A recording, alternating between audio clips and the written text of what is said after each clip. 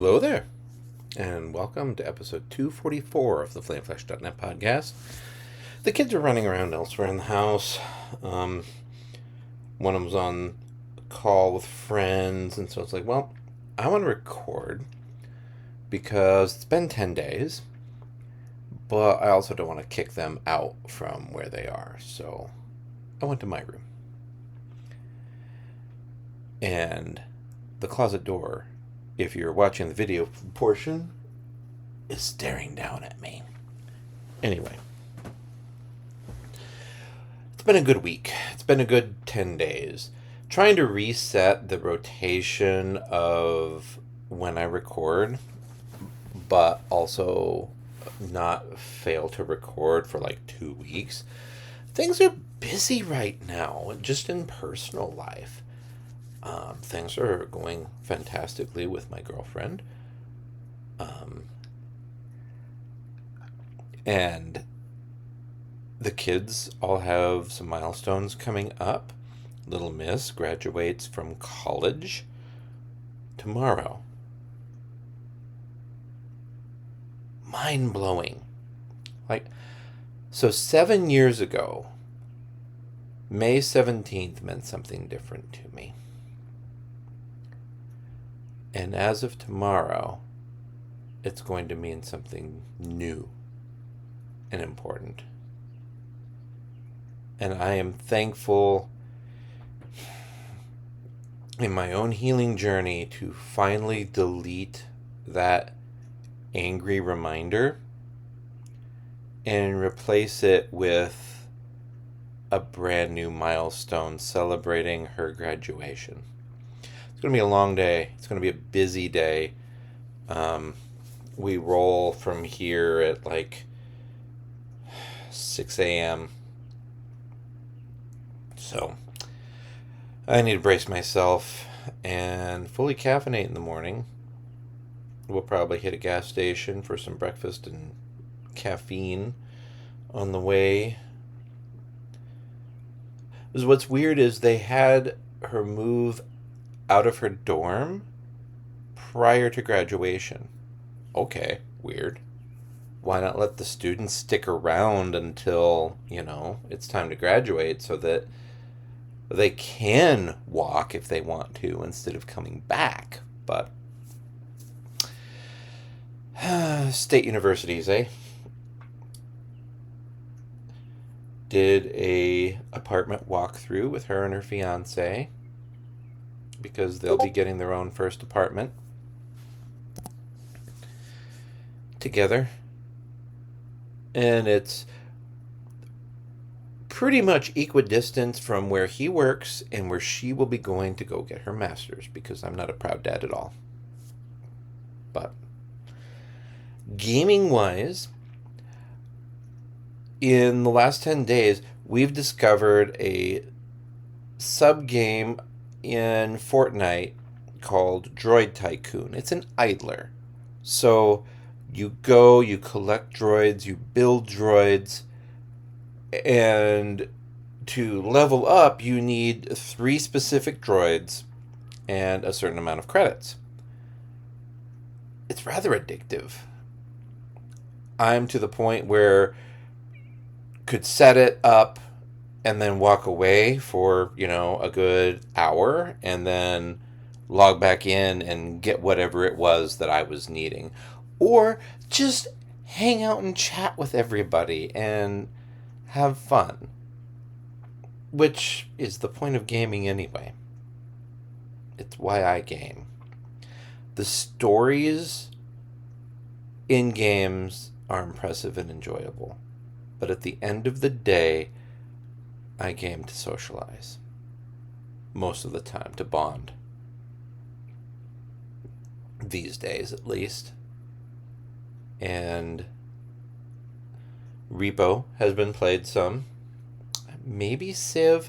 There's a big update to Civ 7 coming. So everything about the game is going to change pretty soon. That's exciting. It's wary. I'm wary of it too, because we're going to have to relearn the game. We're going to have to relearn the win conditions. But at the same time, that means everybody's going to be, who's playing is going to be on an equal footing as we launch into it. So, worthwhile. Worthwhile. Oddly enough, my birthday is coming up. So, yet again, here I am trying to reset when I record, only for me to probably screw up being able to record next weekend whatsoever, because it's Memorial Day weekend, my birthday, Mandalorian and Grogu comes out. But maybe, hopefully, I can review that too. Who knows? We'll see. We'll see. But internationally, it continues to be interesting how in these end times of a failing democracy, life personally, even if we're struggling in some ways, like gas prices and food prices, is going pretty well, really. It's strange. Very, very strange. Like, you don't expect in the end of an era, in the end of everything,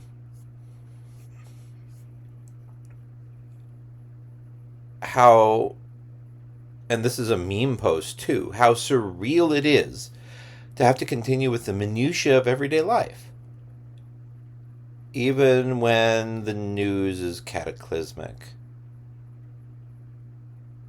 It's so strange. Like, when COVID hit, so many of the right wingers were angry, not because it was a cataclysmic event, but because it was a cataclysmic event that they hadn't prepared for. They were ready for zombie apocalypse or the fall of government or a civil war or an invasion, and it was germs. And they were angry that they were being asked to look after their fellow person instead of fighting their fellow person in something like The Purge. Like, come on, guys. Just be nice. The finale to Good Omens has been released. It just came out yesterday, so I'm not going to drop any spoilers, but it's a satisfying conclusion, and I'll leave it at that. I wish I could have seen what the full season would have been, rather than this truncated hour and a half long adventure. But at the same, because it did feel a little rushed, but at the same time, by reworking, but by making us wait, they crunched it down to the best of. Because the second season, since it wasn't following a specific book like the first season was, did feel like they were dragging a few things out. Like it could have gone faster, but that there were time fillers. So third season went the completely opposite way. Kind of like what they did with Owl House at the end of that series, where we got truncated, longer episodes, but the story arcs felt truncated, squished together, like they were definitely putting a bow on top of everything. Like, but speaking of what's going on in the world, like Trump went to China and continued to embarrass himself. A failing empire, China called us. And he's like, yeah, but I'm making it better again. It's like, bro, you are so self-absorbed and non-reflective that you have to force the reflection pool in Washington, D.C. a different color just to try to see something. When the entire point of that is not to reflect as in see your reflection, it's reflection as introspection. It's just gross. Hey, look, it's a weekend night. It is weekend night. The hantavirus outbreak, it's probably not going to amount as much. The country and the world has COVID PTSD. I get that. But we're okay. We're going to be okay. And the way it transmits is not the way that we're in massive danger this time around.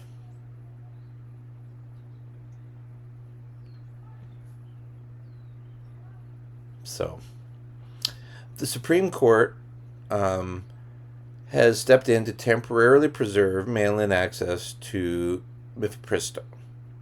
If you haven't heard about that yet. And it's odd that they stepped in at all, honestly. But I, for once, applaud their decision.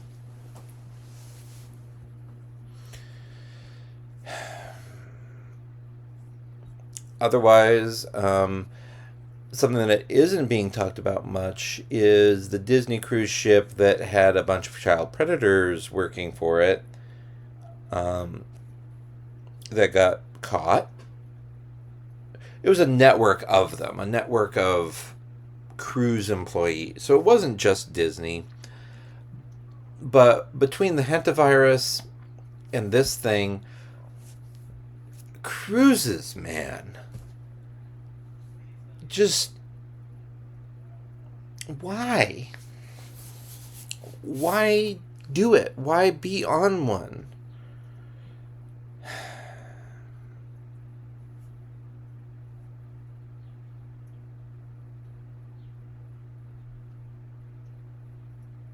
But okay.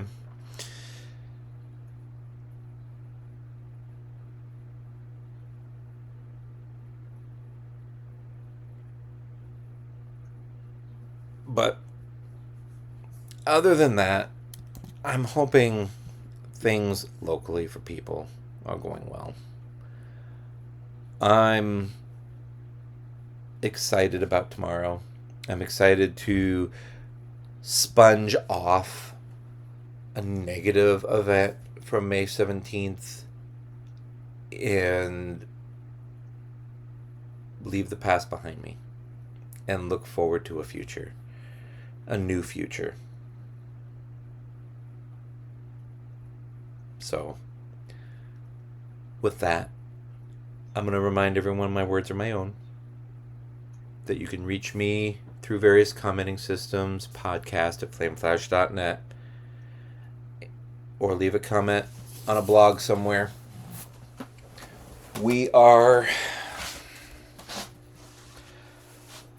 It's going to continue getting worse before it gets better, which sucks. But given the time, I'm going to try to see if some of the family is available for repo or gaming of some sort and process this file. I'll see you in Droid Tycoon or Whiteout Survival or World of Warcraft. Civilization, repo.